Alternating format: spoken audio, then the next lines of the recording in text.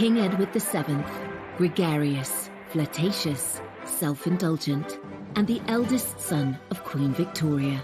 He was a big person, and he liked being quite debonair. He knew exactly what to say to people. He had a reputation for being able to put people at their ease. He dragged the United Kingdom out of the Victorian era into a shiny new century and inspired the Edwardian age. He's like a great big sunburst. This was Britain at the heart of a very, very wealthy empire.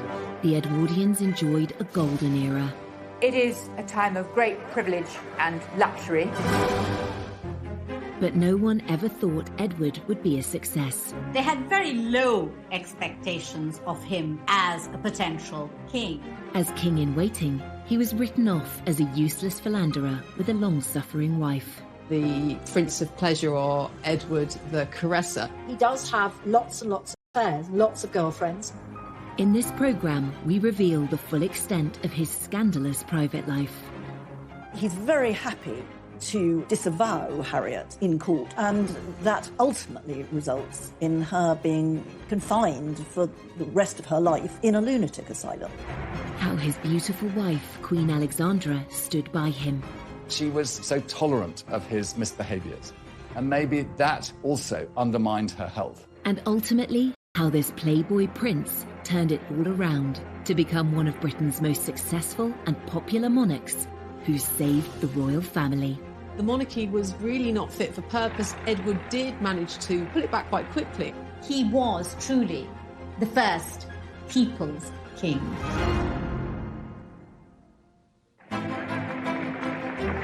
London, the 9th of August, 1902. Coronation Day for the new King Edward VII. The ceremony marks the dawn of a new century and a new era of British royalty after 64 years of Queen Victoria. Edward's coronation was a huge affair. Much was expected of it, and really the eyes of the world were fixed upon London, anticipating this great event. He absolutely knew as king it needed to be one of those occasions with great ceremony and drama. And he made absolutely certain that he was the principal player in that story. King Edward was driven to Westminster Abbey, accompanied by his consort, Queen Alexandra, his wife of nearly 40 years. The ceremony wasn't filmed, but this fascinating footage reveals what it might have looked like.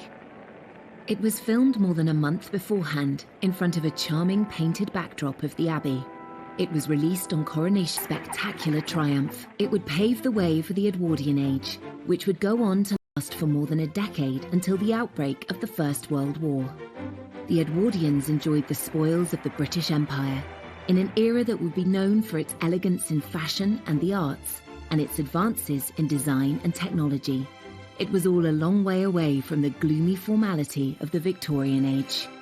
It's ceasing to be the sort of horse-drawn, slow society. It's becoming the fast transit modern society with developments in transport, telecommunications, assembly lines are coming in. So this is becoming a recognisably modern society. And for the upper classes, I think you could probably say they never had it so good. The luxurious lifestyle of the Edwardian aristocracy is perfectly demonstrated in glossy romantic dramas like Downton Abbey. Low-paid domestic staff service the needs of their lords and ladies of the manor, a tradition that continued into the reign of King Edward's son, George V. Royal historian Alistair Bruce is an expert on the Edwardian era. In Downton Abbey, you see this sense of everyone having their place, be you the King Emperor at the top, or the person who scrubbed the streets or lit the gas lamps. Right from the start of his reign, King Edward was keen to transform the public face of the monarchy.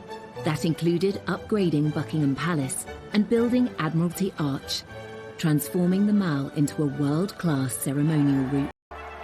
The royal pageants we know today, the weddings, jubilees and flypasts, all have their roots in the plans of Edward VII. Going under Admiralty Arch down towards Buckingham Palace. All of that, in a way, was being constructed in this period and sort of being presented as something that had happened from time immemorial. King Edward's mother, Queen Victoria, was rarely seen in public. She had spent much of the last 40 years of her reign in mourning for her husband, Albert. Now, Edward wanted to put on a show. And this era is at the beginnings of celebrity, and he's right at the heart of this very sort of glamorous world. He goes to the theatre, you know, the West End becomes this very glamorous thing. And Edward is sort of touching all these different bits because he's very much a man about town. He just never stopped eating, drinking and smoking cigars. And I think with his top hat at its jaunty angle, he represented the very embodiment of the age that took his name. Edward VII became a hugely popular monarch, but at the start of his reign, no one took him very seriously at all. He was thought to be a prince of pleasure, with little experience of state responsibilities. There were reservations among some that really this was an intellectual. He was a kind of good time boy. He could take people out. He would entertain them at banquets. He knew exactly what to say to people. There were all these sort of rumours that surrounded the new king, and Kipling, the writer, called him a corpulent voluptuary. He had a reputation as a playboy, as a womanizer. Henry James, the great American writer who lived in Britain, called him the arch-vulgarian. The womanizing king had had several high-profile relationships outside his marriage, pushing against the accepted boundaries of the time. And one of these relationships would end in a very public and scandalous trial that had the nation gripped. Lady Morden was sectioned, effectively. She was declared mad. Her own family say, oh, she's mad, and they put her in a loony bin.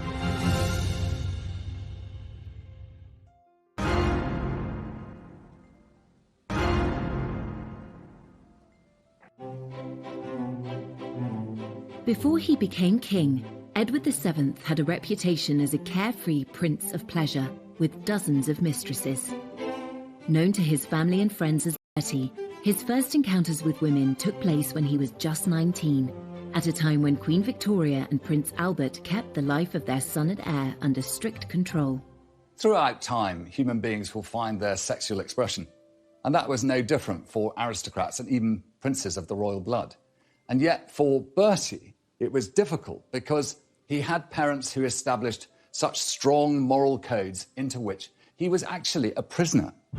His mother, Queen Victoria, despaired of Bertie's potential as heir to the throne. He was, to her, really a massive letdown, certainly compared to his father, Albert. And Edward really turned his attention away from the schoolroom and instead lived a life of pleasure. At the age of 19, in a break from his studies at Cambridge, Bertie was sent to train with the Grenadier Guards in Ireland. The Queen thought this might knock a sense of duty into him. Bertie, in the eyes of his family, makes his first really big mistake in 1861. He's living at an army camp in the Curragh in Ireland. A kind of sexual prank takes place in that some of his fellow officers invite this woman, Nellie Clifton, a woman of easy virtue, and he goes in and he finds her in his camp bed, and he's very keen on this. And I remember when I was researching this and looking at Bertie's diaries, there's an entry around his time at which he says, NC first time, NC is Nellie Clifton, NC second time, NC third time. There was absolutely no question that the young prince slept with Nellie Clifton. But this was something that was complete. It was only natural that his fellow brother officers would give him the chance to discover his sexual identity too. And what human being of that generation, given that huge opportunity in relation to the prison he'd lived in, would turn it down? When Victoria and Albert found out, they were appalled and urged Bertie not to be tempted by women. They were also trying to arrange his marriage to Princess Alexandra of Denmark. Albert dreaded the effect of what he called Bertie's fall from grace on their wedding plans. With this incident, it was his great worry that the future king of Denmark would not allow his daughter, Princess Alexandra, to marry a broken prince. Albert needn't have worried. Bertie's engagement to Alex went ahead without difficulty. Living in different countries meant they barely got to know each other before their marriage. And they met for the first time in the Cathedral of Speyer, near Heidelberg. They got on very well. But of course, the wedding itself had to wait several years because she was young.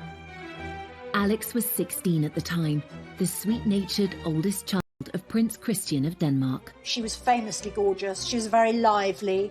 She wasn't particularly bright or well-educated, but she loved having a good time and she rode a horse beautifully. She was a lot of fun to be with. They married 2 years later in 1863 and were very much in love. Bertie was faithful to Alex at the start, and she had no idea he had a roving eye. But he was soon meeting other women, at first out of her sight in the brothels of Paris. He does have lots and lots of affairs, lots of girlfriends. Even after he gets married, he had a tremendous reputation in Paris for visiting brothels and going to the theatre and having affairs with opera singers and actresses. In Bertie's social circle, adultery was really a sort of recognised sport. Bertie may have thought, well, you know, they're all at it, why on earth shouldn't I? Bertie's adventures in Paris began in 1864 when he was 23, just a year after his marriage to Alex. We know that he went to a very classy brothel called Le Chabonnet. Our knowledge about this mainly comes from later years, when the fixtures and fittings of this very fancy brothel were sold off, and certain kind of objects become associated with Bertie. The prince is said to have used this chair to entertain 2 women at once. But this is a kind of 2-level construction. It has a kind of a platform at the top and a platform at the bottom, and it has handles. And it's quite hard, to be absolutely frank, to work out quite what you would do on this. It's believed Bertie also enjoyed the use of this silver swan Filled with champagne to entertain his ladies. Bathing in champagne seems a bit like the idea is probably better than the execution. Bertie may have pulled off these escapades in France without the knowledge of his wife or his controlling mother, but he had other relationships closer to home, which soon came to their attention. It's very hard to know how many mistresses Bertie had. There's hardly any letters, any correspondence from women is preserved in Bertie's papers. And this makes it very difficult to trace the exact nature of his relationships with all the women who were named. Bertie's favourite women came from aristocratic and celebrity backgrounds.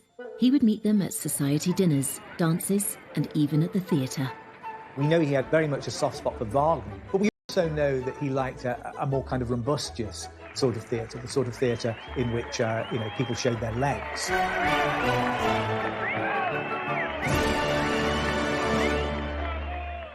A mistress, the word today, implies a slightly seedy relationship, perhaps, and probably an adulterous relationship. For Edward VII, I think he thought these relationships were sort of what he deserved to have as prince.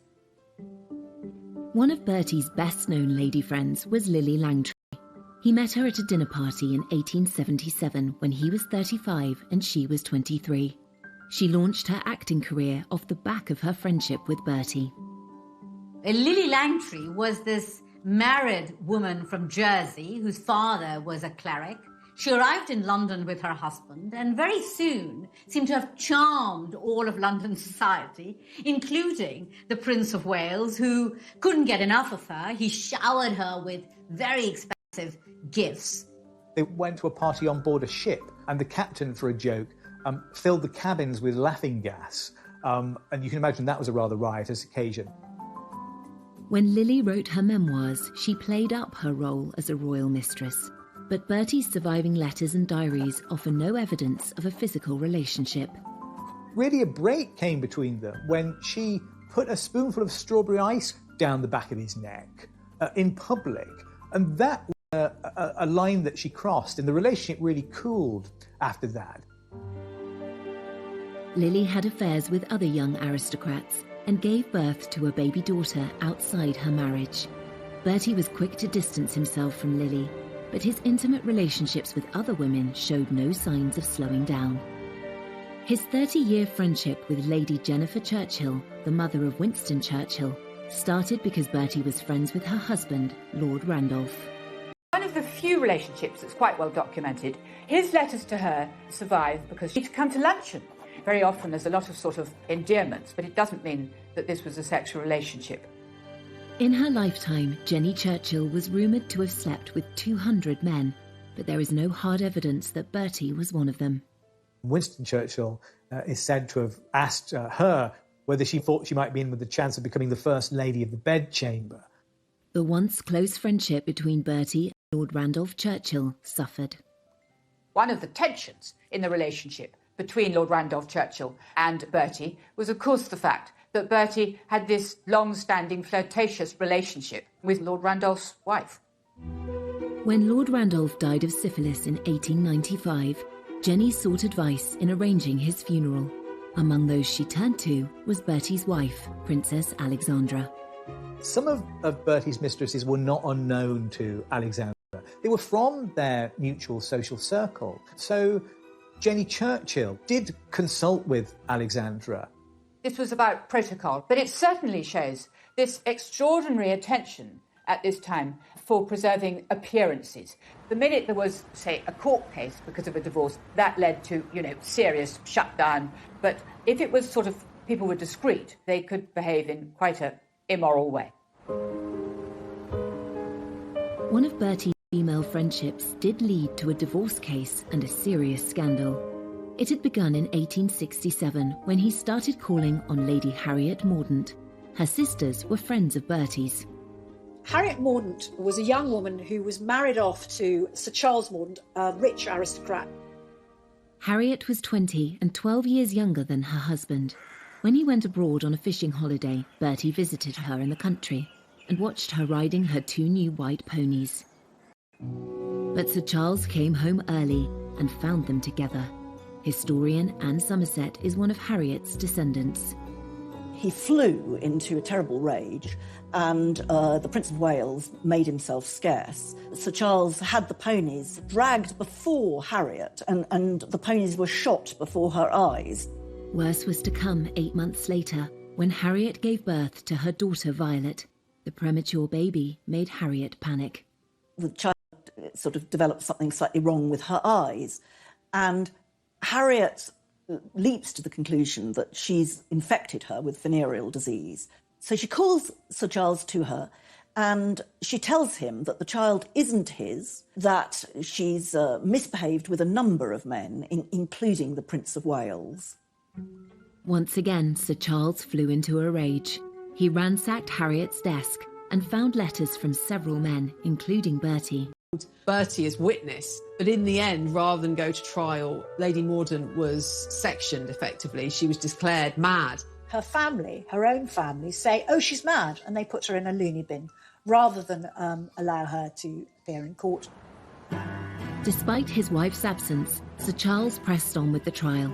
It led to lurid headlines in papers such as the Illustrated Police News, with Bertie tagged as the royal visitor. The Prince of Wales was the star witness, but spent little more than 5 minutes in the witness box. He was questioned in a very cursory way in that court. He wasn't asked anything very detailed. He was simply asked in a way to deny the affair. He's very happy to disavow Harriet in court under oath. And, that ultimately results in her being confined for the rest of her life in a lunatic asylum. No one claimed Bertie was the father of Harriet's child, but there have been suggestions of a conspiracy to silence her, something which suited several people. Her own family said she was mentally incapable and royal doctors agreed, so she never got to defend herself. There's a suggestion that, Bertie was sort of colluding with Harriet's father, Sir Thomas Moncrief, to ensure that she was declared insane. And certainly they all seem to have been prepared to sacrifice her, providing that the so-called honour of the family and indeed the status of the royal family was protected. Bertie assured his wife Alex and mother Queen Victoria that he had done nothing wrong, and they believed him, while Lady Harriet was locked away for nearly 40 years until her death in 1906. In these sort of days of the Me Too movement, many people would feel more severe about him. I think, in all fairness, one should pay credit to his better qualities, his achievements as king, and how he actually sort of managed to be a very popular monarch. 30 years after the Mordaunt scandal, Bertie was crowned king. His relationships were so well known in society by then that they were amusing rather than scandalous. He insisted that a group of his former mistresses should be invited to the coronation. Accompanying Edward at his coronation was, of course, his queen. Alexandra of Denmark, but also a group of women, the king's mistresses, who were together in a pew that was dubbed the king's loose box. And so mistresses of long-standing, Jenny Churchill, Winston Churchill's mother indeed, and Alice Keppel. So long-standing mistresses of Edward were there at the heart of this establishment occasion. One wonders slightly what the atmosphere was like within it. Been a playboy all his life, a trend that would continue into his reign. And the excesses extended to other areas of his lifestyle too. His drinking, eating and smoking was infamous, and soon it would bring him to the brink of death. Let's not forget this 48-inch chest, 48-inch waist. There is a kind of foul burst that comes from it that says there's been an abscess in his flesh.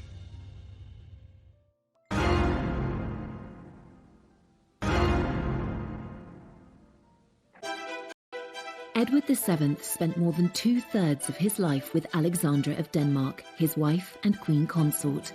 At the age of 18, Alex took part in an arranged marriage with the rebellious and hedonistic Prince Edward, who had grown up starved of affection by his strict parents. I think it's quite clear that Bertie turned out the way he did because he felt neglected and unloved at home. He had so little love in his family that he went out of his way to find affection outside. Alex tried her utmost to be the love of Bertie's life, but when he needed more than she could provide, Alex found ingenious ways to ease the heartache it caused her. There's something about the nature of that marriage that in part explains why he was never faithful to her, because it was one that was in essence imposed upon him. But it was advertised as a love match. Alex was 3 years younger than Bertie. He first saw her photo in 1861 when she was 16. Her father, Prince Christian, was heir to the throne of Denmark. They lived in a palace in Copenhagen. Alexandra made her own clothes as a child. She shared a bedroom with her sister into her teens. There are stories about her recycling her clothes as furniture covers. Can't really imagine Queen Victoria doing that. They were very fond of each other, and they were also very active. Alexandra's father made them all do kind of, I think, what you call calisthenics now. You know, they had to kind of go outside and jump and do star jumps.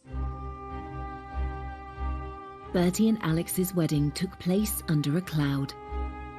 His father Albert had died and Queen Victoria was in mourning. She insisted the ceremony should take place in Windsor. Queen Victoria thoroughly approved of Princess Alexandra, and indeed, to a certain extent, had sort of hustled Bertie into proposing to her. But she didn't want it to be forgotten that she was this grieving widow still in the throes of terrible unhappiness at having lost Albert. The newspapers were very critical of Victoria's decision. In an obscure Berkshire village, which only had an old castle and very poor sanitary... Was chosen as a private venue, convenient for the Queen, so she would not have to leave the castle or meet the public. Victoria sent word that the guests and bridal party should dress in colours of mourning. At least Alex was allowed to wear white. There's a great painting by Frith in which you see the married couple, and then above there's a sort of box in the wall where the Queen stands and all the light is on the Queen. The Queen's grief also taints the wedding photographs. She insisted that a bust of Albert should join them while she sat between the married couple. Albert has to be brought into the photograph. It's like a kind of Weekend at Bernie's thing, isn't it? His corpse is almost in that photograph with them. Having cast a shadow over Bertie and Alex's wedding, the Queen would exert a similar controlling grip over their marriage. Though he loved his mother and wanted to please her, Bertie struggled to find a role for himself. She tries very hard to stop them from having dinner parties and tells them they shouldn't be going out, and that when Alexandra has her period, Queen Victoria wants to know about it and she shouldn't be going out. On her son and her daughter-in-law, and she refused to kind of give him access to cabinet papers. She really didn't want him to step up and play a role. There was the thought that Edward would, if he was given responsibilities, he wouldn't necessarily stick to them, or he would go off partying, or he'd show the papers inappropriately to other people. With no immediate royal duties to take up after their wedding, Bertie and Alex moved into Marlborough House on London's Pall Mall, a stately home less than a mile from Buckingham Palace. The young couple became the toast of high society. When Bertie and Alex sort of plunged themselves into the social world, it was very exciting. Invitations to Marlborough House were hotly coveted. The Marlborough set and the people associated with them. There's a sort of frat house kind of atmosphere, I think. Everybody stays up late, they play billiards, they drink quite a lot. Bertie and Alex were London's most fashionable couple, and Alex soon established herself as an influencer. Society women rushed to follow her example. Alexandra had an incredibly good figure, and she loved clothes, and she had a natural sense of what looked good. She popularised jewelled chokers or multiple strings of pearls or diamonds, but actually that was to hide a scar on her neck. But she looked so attractive that other ladies adopted the whole fashion, and that became all the rage. Alex also had a positive influence on the reputation of the royal family. She was a person who worked through persuasion rather than by aggressive argument, but she found ways of making her own way. Alex was soon boosting the royal couple's reputation around the world. When they visited Egypt and Turkey, she was paid a great honour by one of the world's most influential leaders. One of the great powers at the time was the Ottoman Empire. And of course it was Muslim at heart, and the Sultan who ruled it was one who observed all those ancient strictures of his faith. And yet a very special opportunity was given to Alexandra to be his guest for dinner. Now, this was incredibly rare. It was actually unheard of. And yet, because I think she had set such a fine example, she was always so adroit in her behaviour, and she was always so poised, that the Sultan expressed his own affection for the United Kingdom and the power of the British Empire by giving this very single privilege. The Prince and Princess of Wales had 6 children, 5 of whom survived into adulthood. The Queen was determined to watch them all being born, but the last thing Alex wanted was her controlling mother-in-law to show up. This may be nothing more than kind of rude, to kind of wrong foot Victoria, so she wasn't there waiting outside the door to impose herself as each new baby arrived. Alexandra had 3 children in the first 4 years of her marriage. They weren't perfect pregnancies at all. I mean, her first child, Eddie, was 2 months premature, and her third child, Louise, was born when herself was ill. At the time of Princess Louise's birth, Alex was so ill with rheumatoid fever that rumours of her imminent death began to circulate. The Times newspaper had to publish an official denial. The severe pain in her knees and legs meant she could only sleep with the help of opium or laudanum. Alex was also hard of hearing, and her illness made it worse. As Alex grew older, she was almost stone deaf. And she also had a limp, and she was therefore very conscious in public. And she couldn't sort of participate in Bertie's vigorous social life of dancing and parties. Alex was determined not to be overwhelmed by her health problems. Once she'd recovered and resumed her role as Bertie's rock, she found ways to create a rewarding social life that meant she could avoid his late nights out. She insisted on dancing. She was a great dancer. She was wonderful at waltzing. And she always danced with what came to be known as the Alexandra glide, which was keeping one leg straight. She developed a limp, but she limped so gracefully that other ladies actually sort of started copying her and affected a slight limp themselves. Alex preferred the quiet life at Sandringham to noisy London society. She loved Bertie, despite his affairs, and grew to accept the life led in London with other women. Bertie couldn't manage without her and always went home to his wife and family. She was looked after by Bertie, and he was a devoted husband and father. It's difficult to know how accepting Alexandra was of Edward's philandering ways, and I think there is evidence to show that she came to a certain level of acceptance. And yet she was so tolerant of his misbehaviours. Maybe that also undermined her health. But together they were a great team. Queen Victoria may have supported Bertie in public, but thought his behaviour was not befitting of a future king. All his life, Bertie was a constant disappointment to his mother, except in the last moment before she died. She seems pleased to see him, and she speaks his name. So that, as far as we know, Bertie is the last word that Victoria spoke. And it's a kind of forgiveness, I think, perhaps, at the end. After nearly 60 years in waiting, Bertie, the Prince of Wales, was now King Edward VII. But his decades of smoking, drinking and overeating were quickly catching up with him. His doctors warned him that without urgent treatment, he might die in the middle of his coronation ceremony. There's a possibility that it's appendicitis, but once Treves cuts into the body, let's not forget this 48-inch chest, 48-inch waist, there is a kind of foul burst that comes from it that says there's been an abscess in his flesh. The nation, indeed the world, held their breath. In the end, the 40-minute procedure was successful. He sat up in bed, he emerged. In a way, this added to the sense of excitement and expectation. The coronation was delayed 2 months to allow him time to recuperate. King Edward VII was determined to drag Britain into the modern age, but not everyone was happy about it. Many British people who were quite restrained saw this old building that they loved turned into something like the interior of a French hotel. And that was probably quite surprising.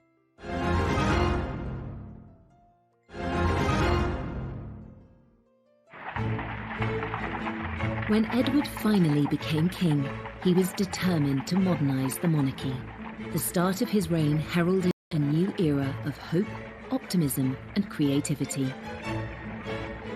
He began by insisting the family should leave their beloved home at Marlborough House and move into the main royal residence of Buckingham Palace, which had been largely left empty by his reclusive mother. Alexandra was totally against the idea, but Edward said it was essential to make the monarchy more visible. She was desperate. She didn't want to leave at all. And she put up all sorts of reasons why it was impossible for her to uproot herself. And only very reluctantly does she agree to go. Buckingham Palace was full of junk, full of things that have just been clutter, full of, and everything terribly dirty. And the king wants to get rid of everything that reminds him of his parents, and then to redecorate it and to create a Buckingham Palace which will be an ideal backdrop for the ceremonial court that he intends to hold. Edward and Alexandra hired theatre designers and decorators to make the palace look more glamorous. Some people said that his decoration of Buckingham Palace looked a bit like the Ritz Hotel. It was all red carpets and gold leaf. But all the same, it did give the sort of theatrical appearance that he wanted to give to his monarchy. Many British people who were quite restrained saw this old building that they loved turned into something like the interior of a French hotel. And that was this new era. And King Edward VII used Buckingham Palace and all these new ideas to be at the forefront of a new empire and a new way. It really was a case of kind of recharging, rebooting the monarchy. And he really did hit the ground running. And it was about getting rid of the old and bringing in the new in many ways. He immediately shows that he's going to embrace a completely different style of kingship. You know, Queen Victoria had basically hidden herself away for decades, and she very reluctantly came out. He's like a great big sunburst, basically. He is bringing monarchy into the 20th century, and it's going to be visible, and it's going to be glorious and gilded and splendid. This ceremonial side of the monarchy was right at the top of Bertie's agenda. The opening of his first parliament in 1901 was the perfect occasion for him to create a public spectacle. This was a really important act because it marked a real break with what had happened under Queen Victoria. Queen Victoria, particularly in the last 40 years of her reign after Albert's death, very rarely opened Parliament. With Edward, all that changes. He goes to Parliament in a marvellous coach, wonderful horses. He's wearing, all his sort of robes. Alexandra sitting next to him in mourning, but looking absolutely marvellous, as only she could do. When he gets to Parliament, the king reads the speech himself. And this is a very important sign that the monarchy is going to play this very sort of ceremonial position within the constitution. So here we have him basically saying, it's now different. I am going to be a very present kind of monarch. And yes, of course, he kind of cleared out some of the furnishings of Victoria, who, of course, his mother, she'd been queen for decades. So, there was a lot of stuff to sort out. Totally unlike his excessively private mother, Edward wanted the public to see the changes he was making. Edward VII was perhaps the first monarch to realise the importance of not just doing the job, but being seen to be king, to be constantly in the public view, to be constantly photographed, which was now becoming possible. So his legacy, perhaps, was his understanding of the importance of being a king who could reach out to his people, who could be seen sort of driving in his car through crowds of people, waving and being amongst them. He was very conscious that he must show himself, be accessible to his people, and not hide himself away, as his mother had done all too often. The king needed to be seen, to be believed, and Imperial Britain felt that it needed spectacle to seduce the masses, really. These great state of events, which proliferate through the majesty of monarchy, are kind of reformulated at the beginning of Edward's reign.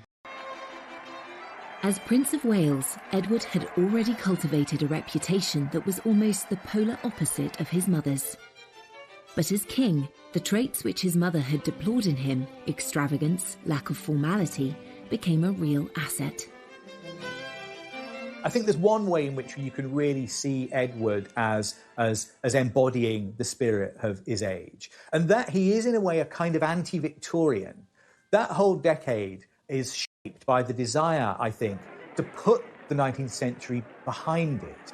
There's a kind of disgust for the Victorian that is very apparent in the early years of the 20th century and became even greater later. And in a sense, that whole era is rebelling against Victoria, is trying to make a break with her, just in the way that he also tried to expunge the Victoria from his life once she departed the picture. Here was something new and a chance to be breaking free of all that constraint, all that endless British expectation of good behaviour. This was a new king who represented that burst of joy, burst of change, and opportunity for the aristocratic classes to have their great time in the sun. And the ebullience that had perhaps got him into trouble became the very element that made him the success he was. The king loved the new technology that was coming on stream, and he was personally involved in a major moment in international communication. When the first transatlantic radio message is beamed by Marconi, the sender is Teddy Roosevelt, the recipient is Bertie. That's part of the story of the special relationship, the fact that this Morse message goes across the Atlantic and goes from Roosevelt to Bertie. When he received a message from the President of the United States, it was the start of something exciting and new in the 20th century. And of course, he was the first great monarch of that century. This was also the era of the motor car, which gave individuals such freedom to roam. But this exciting invention was a status symbol that only the rich could afford. He was a great aficionado of it. He loved being driven around. I mean, they must have been terrible, smoky old things. But he was determined to represent the creative empire that he was king for. And after all, Britain had brought the world the Industrial Revolution, and its success as a trading nation depended upon its capacity to stay at the forefront of all ingenuity and technology, and he recognised his role in that. In this era of exciting technological advancement, the Edwardians also adopted radical new look, and Edward himself was regarded worldwide as an arbiter of men's fashion. When Edward VII became king, it was a time when gentlemen of his station would change no less than 7 times a day. And so dress and clothing was very much a part of the apparel of kingship. And there was a lot to cover. He was a big person, and he liked being quite debonair, quite ebullient in the way he chose to dress. He also set another trend which still holds today. The tradition of having the lower button on a waistcoat undone. Again, that was Edward's invention as a product of his large stomach. It's still something that you're told to do if you get married in a suit from Moss Bros. And it's said that he's the founder of this tradition, and it's slightly a way of disguising the fact that his belly is kind of bursting through this garment. For the ladies, voluminous skirts were out and the Gibson girl was in.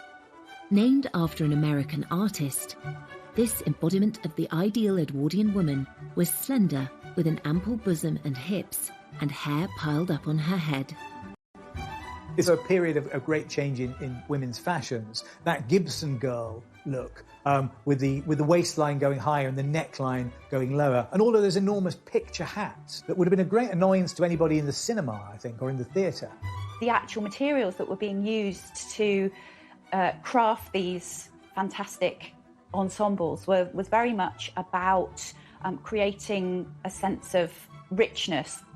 It is an era that really celebrated innovation in terms of fashion, using chemical lace, using machine-made objects, using garments that were made. It's really the beginning of the fast fashion era of mass manufacture, and so there's a great sense of new designers, new in all sorts of different ways, that punctuates it as a very exciting decade in fashion.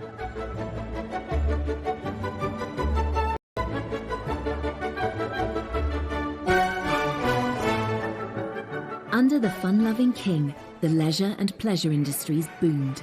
The Apollo Theatre and the London Hippodrome opened. And another famous landmark, the Ritz Hotel on Piccadilly, which quickly became the ultimate high society destination.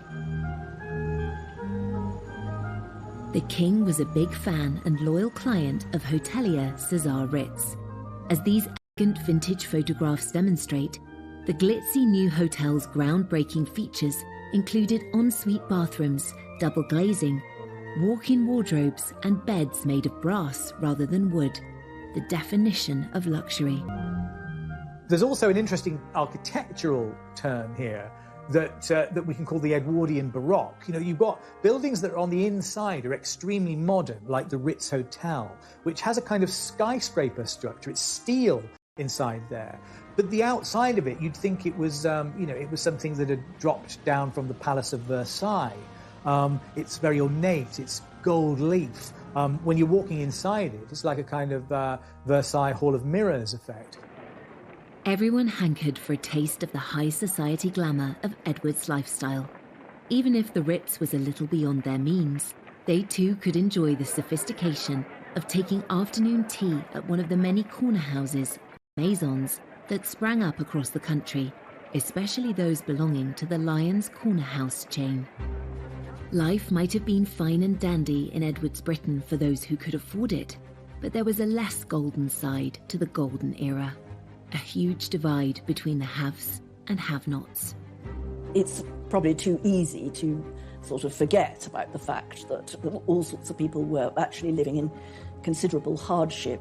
And in fact, there were very bad class tensions which were intensifying during the reign. Many thousands of men and women were in service at this time. It was a huge employer, but there's no doubt that the hours were long. It was incredibly difficult work. Often the treatment could be very poor. And so life in service really highlighted that distinction between the super rich and those people who were actually providing them with service in the country house setting. The Edwardian era is it's a kind of golden age before the horrors of the First World War. It is a time of great privilege and luxury. But on the other hand, where the Edwardian era gets its sort of tension from is that it's also a period of extreme inequality in income, a period of acute poverty, and a period when you see the beginning of important welfare reforms. Though life in Edwardian times changed dramatically, some things stayed the same. Edward was still seeking companionship from women who were not his wife, and one of them has a direct link to Prince Charles.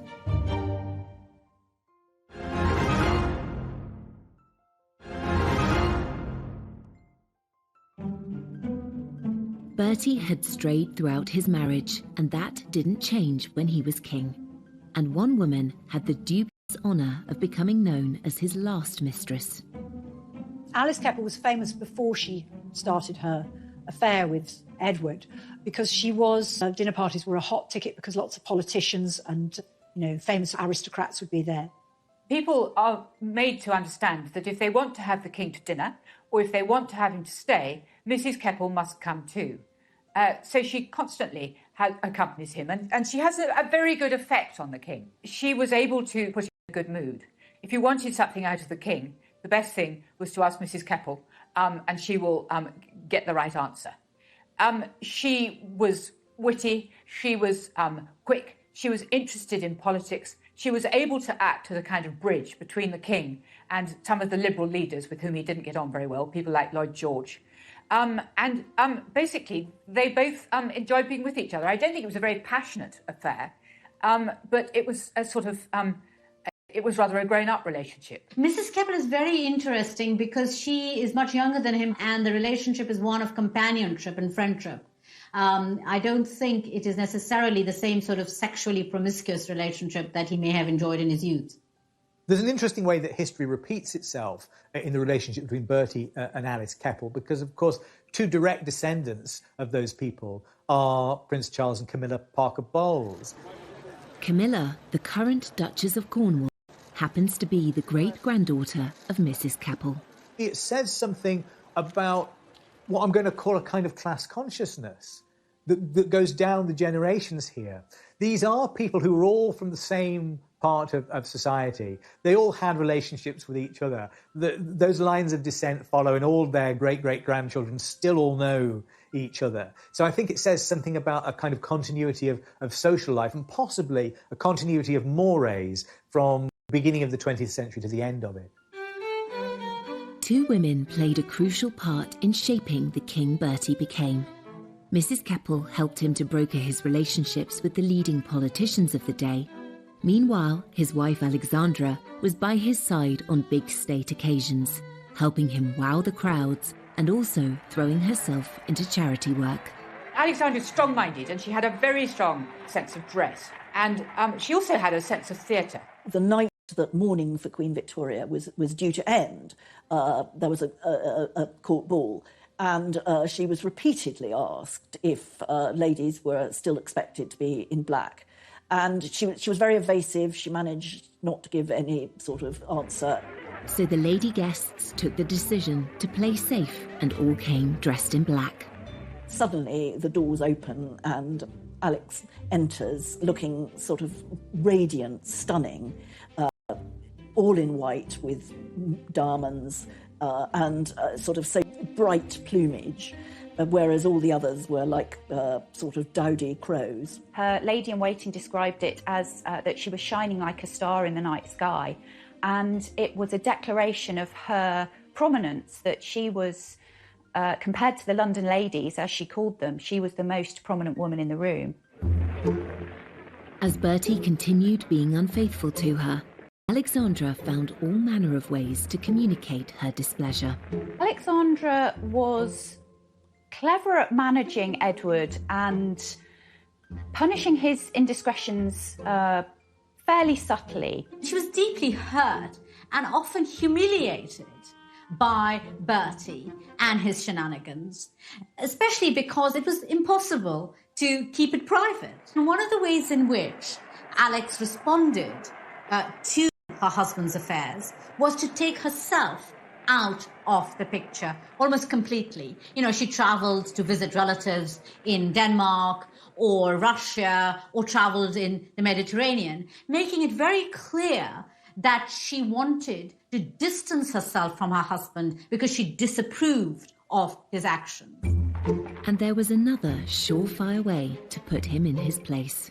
He's obsessed with punctuality, and she is constantly, blithely, infuriatingly late for everything. The idea of keeping a king waiting is completely unacceptable. But Alexandra knew exactly what she was doing, and she would appear looking absolutely wonderful, and the king would fume, and the point would be made. But despite the friction over his affairs, the relationship between Bertie and Alex had lots of strengths. There are plenty of eyewitness accounts of of great fondness, almost a sort of jollity, really, going on between them. They enjoyed each other's company. They were good-humoured in each other's company. I think, in a way, it's a surprisingly functional relationship, given the circumstances, and a relationship of some complexity. There doesn't seem to have been much agony in it, if I can put it like that. Aside from her mischievous attempts to punish her unfaithful husband, Alexandra threw herself into charity work. Alexandra has an extraordinary sort of innate sympathy, a bit like Princess Diana. She was able to visit hospitals, to talk to everybody she could see, to shake people's hands, to cheer them up. She helped raise funds to fit out a hospital ship named the Princess of Wales that was used to bring back wounded soldiers from the Boer War. She brought a sense of responsibility and kindness to the monarchy. Queen Alexandra, in her own quiet and dignified way, which was compassion, that sense of the charitable, and the loving nature of a state that was in its own way becoming more liberal and more aware of those who needed help. The value that Alexandra brought as queen to her relationship with Edward as king cannot be underestimated. And in some ways, she can be seen as his saving grace. But Edward's excessive eating, drinking, and smoking were finally catching up with him. Every larder had been opened to him, every drinks cabinet, and a lifetime of that indulgence was bound to take its course. And his health did decline, and everyone could see it. Queen Alexandra watches this with great sadness. He had achieved so much since he came to the throne, but his reign was about to come to an abrupt end.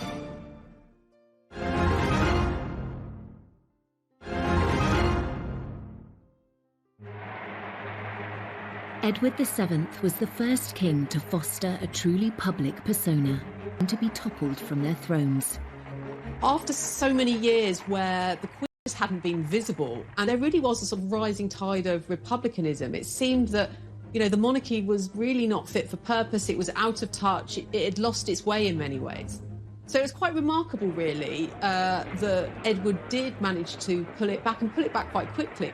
Actually, he won heart, and he did prove himself to be a king fit for the times. And though Edward's reputation as a fun-loving playboy never left him, his many triumphs far outweigh this. I think we remember Edward as a man overly devoted to pleasure, but there is a serious side to him that is neglected and unremembered. He's one of the brokers of the Entente Cordiale, for instance, that made relations between France and Britain a lot more friendly than they'd been in the past. So if we're going to kind of refocus him slightly, let's think less about the cigars and the horses, and maybe more about this side of him, about his kind of political nous. And when Edward went on an official visit to India, he also demonstrated an enlightened outlook on race relations.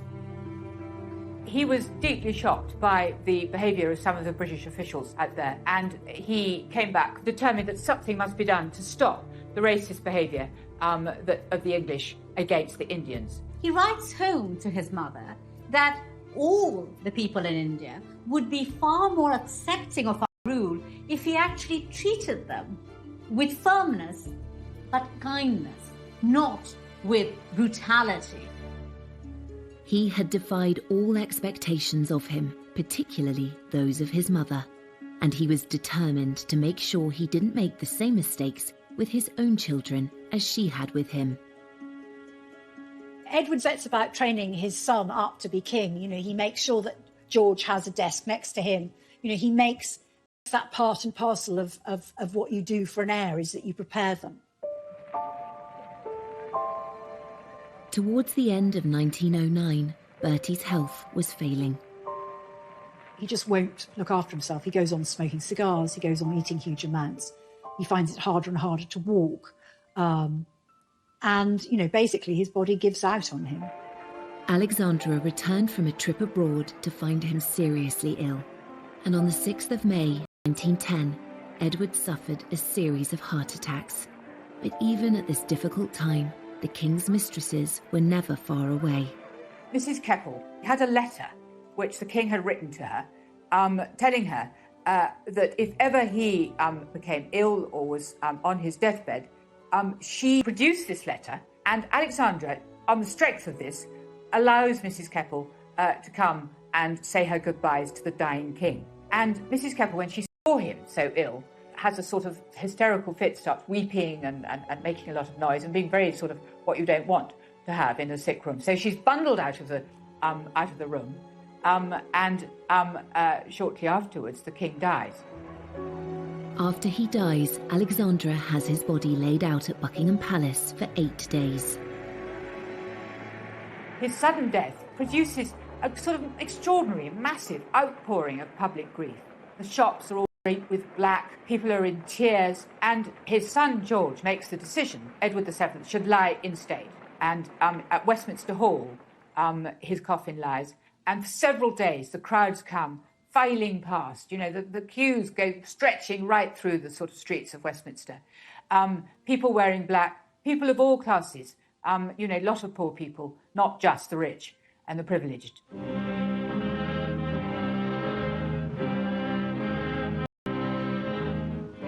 Predictions he would be a terrible king had been proved totally wrong. His funeral was held 11 days after his death, and it too drew huge crowds. The funeral of Edward VII is, in a way, it's the biggest production number of his career. It's the climax of it all. He has been the person pushing for this kind of monarchy, this highly ritualized, spectacular version of monarchy, where all its processes are attended by a sense of choreography, a sense of style too, and a sense of the people being involved as spectators and participants. When the crowds cheered him when his cortege passed down the streets of London, they were there out of love. Love for a king that in a very short period of time had managed to establish a relationship with the people that was unprecedented. He was truly the first people's king. I think he represented the grandfather everybody wanted, and this is what royalty does. It sort of embodies that generational reality that every human being lives. And he was very much a part of a dying age, and with the death of the king, the joy and frivolity that he represented and embodied, I mean literally embodied, was seen to be vulnerable, mortal, and gone. Edward VII is remembered as a wise king and a great sportsman. The Edwardian era, like the Victorian era, has now become a legend. Had managed to create an entirely fresh, new era, one that is still very much remembered and loved today. A lot of people felt a great sense of regret that the reign of Edward VII was cut short. And some people suggested that, you know, if he'd lived, possibly the golden era could have continued and possibly the First World War could have been avoided. One legacy of his reign was the fact that the monarchy in Britain survived as it did throughout the 20th century, you know, particularly the First World War, when so many other kings fell from their thrones. Edward VII did succeed in reforming and modernising the monarchy, and perhaps more than that, making the monarchy a sort of central to people's sense of being British. He showed how he could play a difficult situation in lots of ways with, you know, the rising tide of political and social reform and the pressures in Europe. He actually played those to his strength and was seen to be a measured, peacemaking, constitutional monarch, actually exactly what was needed at the time. After less than 10 years on the throne, Edward VII created an impressive legacy. And what of the era that was named after him? When people look back at that time, there is, at one level, a great deal of nostalgia for a lost age of long, lazy afternoons punting on the rivers and evenings spent in, going to the theatres or the music halls in London. He reigned during a remarkable period of flux, and it's left us with romantic impressions of high society living and a touch of bygone luxury that we all secretly long for.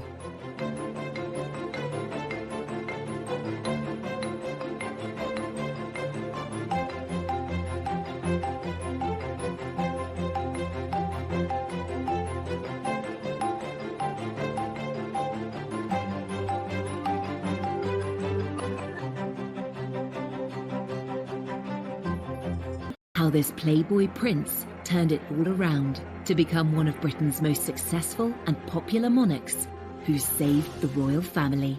The monarchy was really not fit for purpose. Edward did manage to pull it back quite quickly. He was truly the first people's king.